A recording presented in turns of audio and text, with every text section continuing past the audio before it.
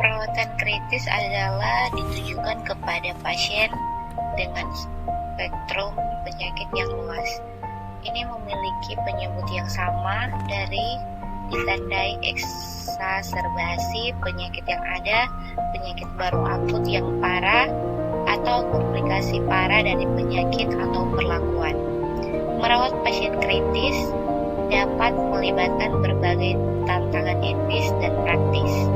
Ini penting dalam bahwa lebih dari 110.000 pasien dirawat di perawatan kritis NHS unit setiap tahun.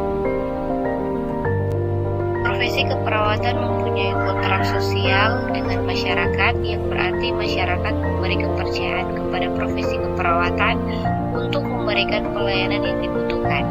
Konsekuensi dari hal tersebut tentunya setiap keputusan dari tindakan keperawatan harus mampu dipertanggungjawabkan dan dipertanggungjawabkan, dan setiap pengambilan keputusan tentunya tidak hanya berdasar kepada pertimbangan ilmiah semata, tetapi juga dengan pertimbangan etik.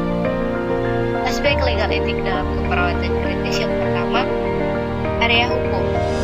Yang terdapat 3 area hukum yang mempengaruhi praktik perawatan kritis, yaitu hukum administrasi, hukum sipil, dan hukum pidana. Kemudian ada informed consent, yaitu suatu persetujuan tindakan medis terhadap suatu hal yang dapat dilakukan pada dirinya. 3.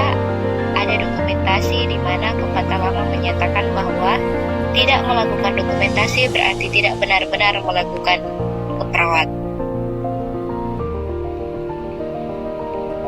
Aspek etik dalam perawatan kritis yang pertama, jujur terhadap pasien. Kedua, menghargai pasien. Ketiga, beradvokasi atas nama pasien. Prinsip etik dalam pengambilan keputusan yang pertama, menghargai otonomi. Kemudian kebebasan, kebenaran, confidentiality, keadilan, tidak membahayakan, dan kemurahan hati. Contoh tentang kejadian masalah legal keperawatan. Pada pasien pasca bedah disarankan untuk melakukan ambulasi.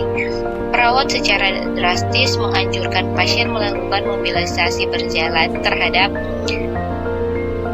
pasien. Padahal saat itu pasien mengalami demam, denyut nadi cepat, dan mengeluh nyeri abdomen.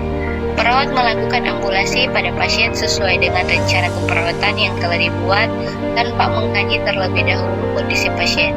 Pasien kemudian bangun dan berjalan. Pasien mengeluh pusing dan jatuh sehingga mengalami trauma. Penyelesaian kasus tersebut yaitu kasus tersebut melanggar pasal 53 ayat 2 dan pasal 54 ayat 1 dan 2 Undang-Undang Nomor 23 Tahun 1992. Sebaiknya perawat melihat dan memahami keadaan pasien, di mana pasien memerlukan istirahat setelah pembedahan yang telah dilakukan. Selain itu juga, seharusnya sebelum melakukan latihan, perawat seharusnya memeriksa keadaan pasien, apakah pasien sudah siap untuk menjalani latihan. Perawat juga harus melihat kondisi pasien sebelum membuat rencana keperawatan.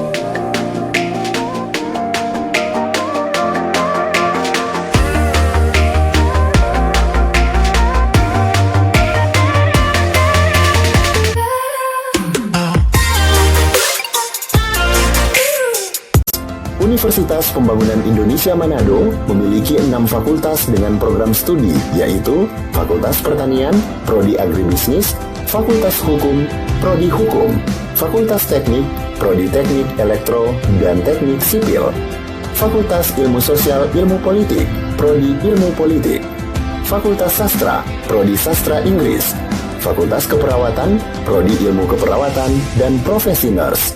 Didukung oleh sumber daya manusia yang berkompeten dan tersertifikasi, Universitas Pembangunan Indonesia Manado memiliki dosen dan tenaga kependidikan dengan latar belakang S2 dan S3 lulusan dalam dan luar negeri.